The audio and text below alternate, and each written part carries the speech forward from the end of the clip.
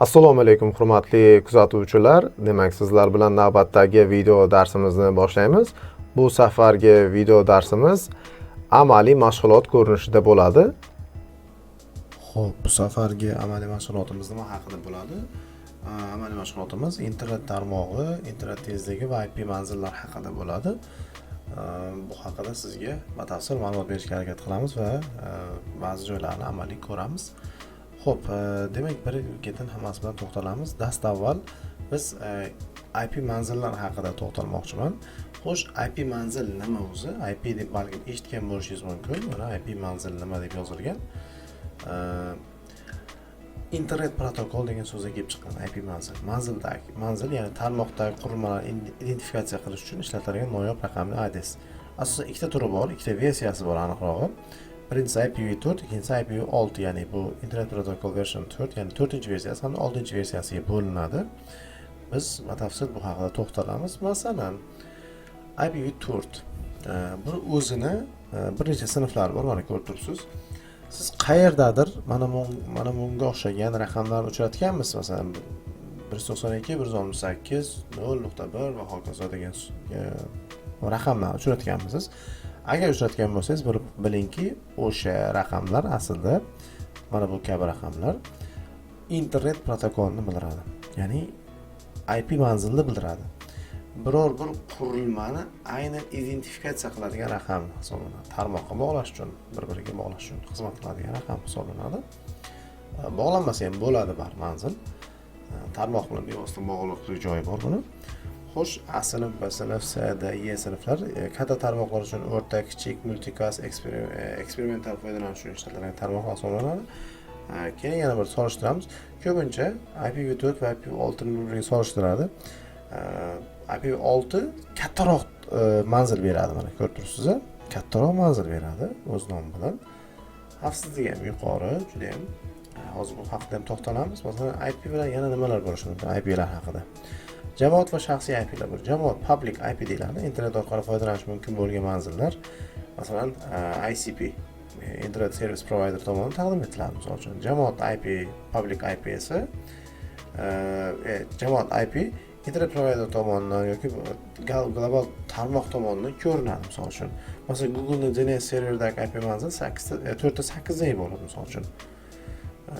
Hech qanaqangi narsa termaysiz, 4.8 orqali ham kirib ketishingiz mumkin. Shaxsiy tarmoq, private tarmoq hisoblanadi. Bu IP hisoblanadi. Mahalliy tarmoqlar ishlatilgan IP manzillar. Misol uchun, internet to'g'ri chiqmaydi bu. Router orqali NAT orqali internetga ulanadi. Misol uchun, A sinfi bor. Yani bu aytganimizga o'xshab ketadi. 10 255 255 255 gacha, undan keyin 172 dan 31 255 gacha va hokazo bo'linib ketadi o'zidan. Xo'p, IP manzilni aniqlash qanday qilishimiz mumkin? Masalan, IP manzilni aniqlash uchun Windows tizimida ipconfig buyrug'ini berishingiz kerak. Tarmoq tekshirish uchun yoki bo'lmasa Linux yoki Mac tizimida ping deb yozasiz, manzil berasiz, o'sha orqali tekshirishingiz mumkin bo'ladi. Masalan, Linux Mac tizimida mana bilish IPA buyrug'i yoki ping manzil orqali bo'lishi mumkin. Keling tekshirib ko'ramiz. Windows R deb bosamiz, cmd da turibdi. ipconfig deb teramiz. ipconfig mana yozildi. Ya'ni bu mana bu ipconfig belgisi Windows R tugmasini bosasiz, Windows R tugmasini. Shu yerda cmd deb yozasiz. Cmd, ya'ni cmd oynasi ochiladi, masalan mana bu. Mana bu yerda mana bizda manzilimiz keltirilgan. Yaqinlashtiraman. IP manzilimiz hozir 192 118 100.77. Maskamiz ham bor. 255 255 0 dan iborat bo'lgan maska bor. IPv6 adresimiz bor, ko'rib turibsiz. IPv4 adres pastda turibdi. Xo'sh, endi bu orqali bemalol ko'rib olishingiz mumkin. IP manzilingizni oddiygina mana ipconfig terish orqali amalga oshirdim. Endi menda Windows tizim menda Windows haligi nima ishlatmayman. Menda Linux yoki Mac tizimi emas, uncha ipconfig orqali tekshirib ko'rdim. Bundan tashqari ham masalan brauzerga what is my IP mana chiqib keladi. What is my IP desangiz ham bir saytlar bor, bemalol o'sha saytlarga kirib ham o'zingizga topib olsangiz bo'ladi. Faqat bu o'zgalar uchun boshqacha IP beradi. Bu haqida sizga alohida savolim bor. Nima uchun buni beryapti? IP configda esa mana IP configda mana hozir ko'rsataman. IP configda lekin boshqa narsani beryapti bizga. Mana buni beryapti. Nima uchun bu yerda sizda IP'ingiz deyapti. Men IP'm qanaqa desa, mana buni beryapti. Mana shu sizga savol bo'ladi aslida. Xo'sh, bu nima? Aslida bu nima? To'g'ri? Ikkalasidan bittasi aniq bizning IP manzilimiz hisoblanadi. Nima uchun bu yerda bizning IP'miz boshqacha ko'rsatyapti? Mana shu savolga javob berishga harakat qilib ko'ring. Izohlarda qoldiring yoki platformada, onlayn platformada ko'rayotgan bo'lsangiz, ta'lim platformasida men o'zimga alohida javob berishingiz mumkin. Kutaman bu savolga javobni. YouTube'da ko'rayotgan bo'lsangiz esa izohlarda qoldirishingiz ham mumkin. Bu mavzuni avvalan biroz tushuntirganman. Agar o'sha darslarni ko'rgan bo'lsangiz, bu haqida savolga javob berilgan. Xo'p, bunga hali yana qaytamiz bu IP manzilga. Xo'sh, endi mana buni tushuntirib ketaylik davomida. IP subnet va tarmoq niqobi biz maskalar haqida boya aytdik. Ya'ni mana bu manzil uchun 24 subnet niqobi kerak. 22.225.0 ga to'g'ri keladi. 254 IP manziliga ega bo'lgan. Ya'ni bu IP manzillarning bog'liq muammolarni bartaraf etish uchun ishlatiladi ko'pincha. Maska haqida ham alohida to'xtalamiz, lekin hozir biz IP manzillariga ko'proq e'tibor qarataylik. Vaqtimiz unchalik ko'p emas. IP manzil kuzatish maxfiylik buzilishi, DOS hujumlari, misol uchun DOS hujumlar, kompyuterga uchragan hujumlar degan mavzuda ham o'tganmiz. DOS hujumlari nima ekanligi, ya'ni bir unga tarmoqqa qo'shimcha mana hacker tomonidan yoki botlar orqali qo'shimcha yuklamalar berish, ortiqcha nagruzka berish orqali tarmoqni ishdan chiqarish tizimida. Bu yerda yozilgan. Shu kerakli bo'lgan IP ni oladida, o'sha IP ga hamma DNS resolver deyapti-ku mana. Shu yuklamani beraveradi. O'sha orqali ishdan chiqarib ketish mumkin. Geolokatsiya fizik tahdidlar IP orqali ham bu bo'lishi mumkin. Firibgarlar aytganimizdek, yoki IP spoofing degan narsa bor. IP manzil soxtalashtirish bor. Hakkerlar IP spoofing usuli orqali IP manzilni o'zgartirib, tizimlarga noqonuniy kirishlarni yoki firibgar harakatlarni amalga oshirishi mumkin. Rostdan ham IP manzili orqali bo'ladi. Mana qisqa qilib aytadigan bo'lsak, masalan, sizda IP manzilingiz sizni tarmog'ingizning manzili hisoblanadi aslida. Ya'ni sizni lokatsiyangiz desa ham bo'ladi. Mana uyingizning adresi bor, masalan, palonchi mahalla, deylik Mustaqillik ko'chasi 28-uy bo'lsa, to'g'rimi? Lekin uyingizning hujjatlarini ko'rganmisiz? Mana domovoyda. Shu domovoyda ichida bilsangiz, kadastr raqami bo'ladi, bir qancha raqam. Aslida sizning manzilingiz o'sha. Kadastr raqamingiz bo'ladi-ku, uzun manzilga o'xshaydi. Xuddi mana bu IP manzilga o'xshab ketadi. Mana bunga o'xshab ketadigan raqamlar bor. Endi bunaqa emas, boshqacha raqamlar bor. Men 14 dan, 18 dan, 20 dan bo'ladi, esimdan chiqdi. O'shanaqa raqam bor. Aslida uyingizning manzili o'sha. Lekin nima uchun bosh bironta so'ragan payt uyingizning manzilini aytgan vaqtingizda o'sha domovoydagi o'sha raqamni aytmaysiz. Mahalla, ko'cha raqamini aytasiz, to'g'rimi? U osonroq aytish birinchidan. U mana bu raqamni eslab qolish qiyin. Tarmoqda esa, masalan, tarmoqda esa sizda tarmog'ingizning manzilini yoki biror bir veb-sayt tuzsangiz, veb-saytingiz uchun webda o'sha tarmoqda manzili bor, qanaqadir. O'sha tarmoqning manzilini aytish noqulay, birinchidan eslab qolish qiyin. O'shaning uchun ham mana bu IP manzil emas, aynan domen ishlatiladi. Domen name demaydi. O'sha nom ishlatiladi. Masalan biz mana bunga misol qilib aytdik-ku, Google'dagi DNS manzilini aytsak, 8. Masalan, sizda qanaqa raqam bo'lishi mumkin. O'sha raqamni aytmaysizda, qisqaroq qilib, misol uchun shopdol.uz deyishingiz mumkin. Bu nom. IP manzil aslida o'sha berilgan joyda manzili hisoblanadi, IP. Xuddi siz talaba bo'lsangiz, masalan, siz masalan Tursunov Farhod bo'lsangiz, siz Tursunov Farhodlar juda ham ko'p. Lekin buni qanday farqlaymiz? Sizga berilgan identifikatsiya orqali. Ya'ni ID kodingiz bor, o'sha HEMSga kirish uchun, platformaga kirish uchun ID kodingiz bo'ladi. Deylik 340 nechadan boshlanadi, masalan uchun universitetga qarab. Sizni universitet boshqa bo'lsa, boshqa raqamni o'shani. Aslida o'sha raqam sizsiz. Siz ism familiya bilan farqlanishingiz mumkin, to'g'ri, lekin aslida identifikatsiya bilan farqlanasiz. Xuddi pasportdagi JSHRga o'xshaydi. Shu 14 tali raqam borki, PNFL o'sha JSHR bilan farqlanasiz. Siz ism bilan farqlanmaysiz aslida. Chunki sizda ismlilar bor. Ism familiya otchествоsi ham bir xillar bor. O'sha 14 tali raqam aslida hammada har xil. Menimcha IP manzil nimaligini haqida ozgina bo'lsa ham tushuntira oldim deb o'ylayman. IP ni gapirib ketdim-ku nimaligi haqida, lekin to'liqroq ma'lumot berishga harakat qildim sizga. Xo'p, yana nimalar haqida? Statik va dinamik IP'lar bor. Statik doimiy manzil o'zgarmaydigan IP, masalan, server va klient xizmatlar uchun ishlatiladi.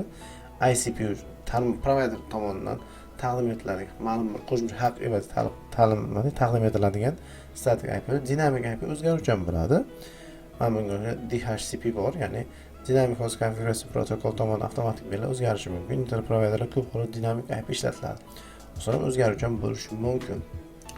Xo'p, yana qaysi nima haqida ko'proq IPv6 haqida endi aytay, IPv4 haqida boya gapirdim.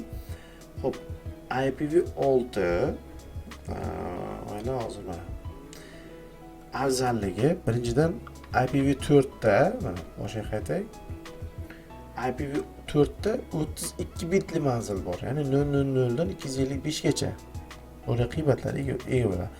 IPv6 esa 128 bitlik ma'lumot bo'ladi, juda ham katta. Bu IPv4 yetishmovchiligi bartaraflash uchun ishlatiladi. Nima uchun? Masalan, 32 bitlik manzili hozir esdan chiqdi, 4,5 milliardga yaqin, 4 milliarddan ortiqroq shu atrofida qurilmalar uchun beriladi. Kattaroq tarmoq bo'lib qolsa tasavvur qiling. 4 milliarddan keyin qurilmalar uchun nima IP tugab qolishi mumkinmi? To'g'ri, tugatish qiyin. Lekin bu xavfsizlik uchun ham qilingan. Masalan, mana bu manzilni buzib kirish osonroq, lekin mana bu manzildagi qiyinroq. Mana ko'ryapsiz, qancha belgilar, sonlar, raqamlar ishlatilgan. 128 bit. Matematikani yaxshi bilasiz, necha barobar ko'pligini endi o'zingiz tasavvur qiling. Ikkinchidan, IPv6 da bu yerdan keltirilgan inglizcha IPv6 da ko'proq hozir bitta slaydimiz bor edi. Tarmoqqa buzib kirish qiyinroq, anchagina. Mana masalan, afzallik, keng qo'llanishi, oddiylik NAT sistemasi bilan moslik, texnologiya turlik kelajak texnologiyasi hisoblanadi. Misol uchun mana IPv6 uzr, IPv4 ko'rsatma uzr. Yuqorida xavfsizlik, eng muhimi, ko'proq manzillar berish imkoniyati deyarli cheksiz. Bu birdan keyin nechtadir raqam qo'yiladigan darajada, nechtadir 0 qo'yiladigan darajada, 50 ta 100 ta qo'yiladigan juda ham ko'p. Marshrutizatsiyasi yaxshi, yo'nalish berishi, moslashuvchanligi ham yuqori darajada. Konfiguratsiya ishlashi esa avtomatik bajariladi. Slack texnologiyasi va stateless address after konfiguratsiya bor texnologiyasi orqali ishlaydi. Kamchiligi bor, o'ziga yarasha aytib ketay. Keng qo'llanmagan haligacha. Ba'zi qurilmalarda haligacha IPv4 da ishlaydi. To'g'ri 8 ga o'tyapti. IPv4 bilan mos kelmaydi. Masalan, biz tarmoqni bitta IPv6 da bittasini IPv4 da qila olmaysiz. Bir-biriga mana migratsiya jarayoni murakkablashtiradi. Murakkablik bor, to'g'ri. 128 bo'lib turgan yodda saqlash mumkin. Qiyin juda ham. Yodda masalan, mana shuni yodda saqlab qola olasizmi? IPv4 adresini. IPv6 ni. IPv4 ni saqlab qola olasizmi? Masalan, 192.168.27.0 bo'ldi. Qo'shimcha so'z talab qilish mumkin, qurilmaga mos marshrutizator talab qilishi mumkin. Xo'sh, kvant texnologiyasi bilan bog'liqlik bu bizga ancha shartimiz. Keling endi internet tezligi haqida gaplashaylik. Menimcha IP manzili haqida ma'lumotga ega bo'ldingiz. Bu slaydlar, bu ma'lumotlar Telegram kanalimizda tashlangan allaqachon, xohlasangiz bemalol foydalanishingiz mumkin. Hech qanaqa mualliflik huquqi yoki pulga sotib oling deyilmayapmiz hozircha. Bemalol foydalanishingiz mumkin. Xo'p, keling mana bunga o'tamiz. Internet tezligi. Internet speed test deb yozay. Ko'pchilik mana fast.com dan foydalanadi.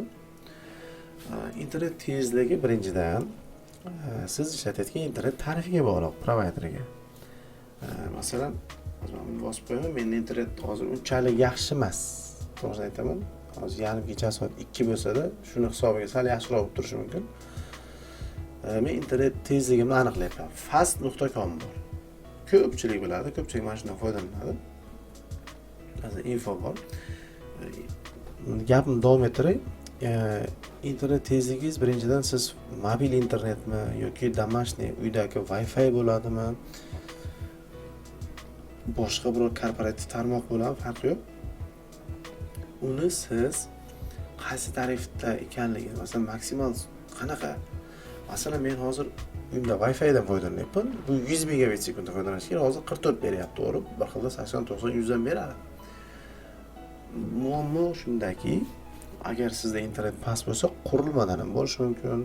Agar kabel orqali kelganimiz, kabelda muammo bo'lishi mumkin. Yoki shu Wi-Fi dan foydalanayotgan bo'lsangiz, masalan, men Wi-Fi routerimdan uzoqroqda joylashgan bo'lsam, sal sekinroq kelishi mumkin. Shuni hisobga olish kerak. Internet tezligi ba'zilarda soat olib, internetim pasayib qolyapti, ishlamay qolyapti. To'g'ri, tabiiy muammolar ham bor. Provayder tomonidan yo'l qo'yiladigan xatolar ham bor. Muammolar bor, uni ochiq aytishimiz kerak. Menda ham bo'lib turadi. Ba'zida o'sha provayder bilan bog'lanaman, muammoni aytaman. Internet ishlamayapti menda deyman. To'g'rilab beringlar deyman. Ular qayta yuklaydi, tozalaydi, qilib nimalar qilib beradi. Foydasi bo'ladi yo bo'lmaydi deydi ham. Ochiq aytish kerak uni ham. Internet tezligini aniqlaydigan platformalar juda ham ko'p. Masalan, internet speed test deb yozaman, mana bu yerga yozgan edim hayotgacha. Mana speedtest.net bor, fastcom bor, Trevor, mana bu sayt bor. Fiber Google orqali ham qilsa bo'ladi, at.com bor. Ko'p, juda ko'p. Endi ko'pchilik foydalanadigani, masalan, mana bu fastcom bilan yana tekshiramiz. Mana ma'lumot beraveradi. Internet speedtest.net bor. O'shanda kirib foydalansangiz yaxshiroq. Nisbatan tavsiya beraman. Mana bu sayt bor hozir. Endi internet tekshiryapti-da hozir. Shuning uchun biroz qotyapti. Sizlar ma'lumot beryapti. Upload bor, download degan tushuncha bor, internet tezligida, bilasiz. Ularni ham aniqlab beradi ular. Mana bunda ham. Bu tayyor ekan. Hozir bunga ham go deb bosamiz. Hop, 30 berdi. Boya 44 berdi bilsangiz, to'g'rimi? Hozir yana aniqlayapsiz. Uploadni aniqlayapti hozir. Yuklash bor, yuklab olish tezligi bor. Masalan, oddiygina Telegram messenger orqali kimgadir bitta axborotni yuborsangiz, sizga tezlik muhim bo'ladimi yo skachat qilguncha, yuklab olguncha? Sizga oddiygina savol. Qaysi biri sizga ko'proq muhimroq? Ana shu narsani aniqlab beramiz. Hozir 42 berdi bizga. Hop, internet speed test bosamiz mana bunga ham. Mana. Hozircha ruxsat beraylik, mana ketdi. 11, 12, 13, 15. Bu tezlikni aniqlayapti hozircha. Mana bu yerda pinglarni ham qilib beradi bizga. 27. Mana bu to'lgandan keyin ikkinchisi boshlanadi. Hozir bu download, endi uploadga o'tdi. Downloadga yuklab olish bu. Upload degan yuklash. Qisqa aytganda, sizga jo'natilgan narsani skachat qilyapsiz, siz jo'natyapsiz kimgadir ma'lumotni. Mana, demak biz hozir upload yaxshiroq chiqsa kerak. 30 atrofida chiqadi, mana ko'rib turibsiz. Ma'lumot bor, bemalol mana ko'rib turibsiz, 29 ga 30, ya'ni bir xil beryapti. Mana bu ham o'rtacha tezligi 30 berdi. Xo'p, internet tezligini qanday oshirish mumkin degan savol ham tug'iladi. Internet tezligini g'aylar birinchidan telefonda bo'lsa, o'yin o'ynaydiganlar yoki onlayn ish qiladiganlar ko'pincha qotib qoldi internetim deydi yoki ping degan narsa bor, kechikishlar. Ping baland o'tib ketdi. Birinchidan boshqa avtozagruskaga turgan narsalarni o'chirib chiqarib yuboring. Masalan, menda hozir sizda past ko'rinmayapti, bir qancha programmalar kirib turibman. Shu ham xalaqit qilish mumkin. Masalan, bitta programmada ishlang, aynan o'sha programmada ishlaganingiz uchun nagruska ko'p bo'lmagani uchun nisbatan ozgina bo'lsa ham ta'siri bor internetga.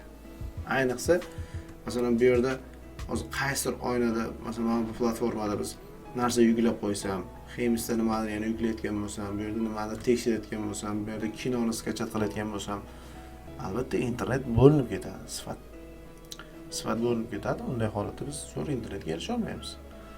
Ham bir tomonda YouTube'da nimadir ko'rayotgan bo'lsak, shuning uchun Agar sizga yaxshi internet kerak birinchidan bitta narsaga e'tibor qarating. Agar unda ham internet yaxshi bo'lmasa, kabel bilan ulangan bo'lsa, kabel tekshirib chiqing. Yaxshimi? Agar Wi-Fi bo'lsa, Wi-Fi'da borib tekshiring. Telefonga ulab ko'ring, telefonda yaxshi ishlayaptimi? Telefonda yaxshi ishlab, kompyuteringizda ishlamayotgan bo'lsa, kompyuter o'zida muammo bo'lishi mumkin. Keyin qabul qilishi ham bog'liq, masalan. Eskiroq kompyuterlar sekin qabul qilishi ham mumkin. Wi-Fi adapterini ko'rish kerak bunday paytda. Xullas, omillar ko'p. Agar sizda muammo bo'lmasa, hammasi joyida bo'lsa, undan keyin provayderga murojaat qiling. Provayder, ya'ni siz internetingiz qaysi provayder qaraydi? Telefoningiz bo'lsa, UMS, Ucell, Beeline, Uzmobile, hokazo. Nimangiz bo'lsa, Wi-Fi dan foydalanadigan bo'lsa, Uztelecom, East Telecom, Tron Telecom va hokazo. Qaysi telekomdan foydalansangiz, shunga murojaat qilishingiz kerak. Ular sizga muammoni bartaraf qilib beradi. Xullas shunaqa internet va undan foydalanish tezligi, IP manzillar, hokazo. Hozircha shular. Bugungi amaliy mashg'ulotimizda aytmoqchi bo'lgan fikr mulohazalarimiz shulardan iborat edi. Amaliy mashg'ulot yuzasidan fikr va mulohazalaringiz bo'lsa, quyidagi manzillar orqali biz bilan bog'lanishingiz mumkin. Qolaversa, ushbu video tagida izohlarda ham biz bilan muhokama qilishingiz mumkin. Siz bilan yaqin daqiqalar davomida Farhod Tursunov bo'ldi. Keyingi darslarda ko'rishguncha o'zingizni ehtiyot qiling.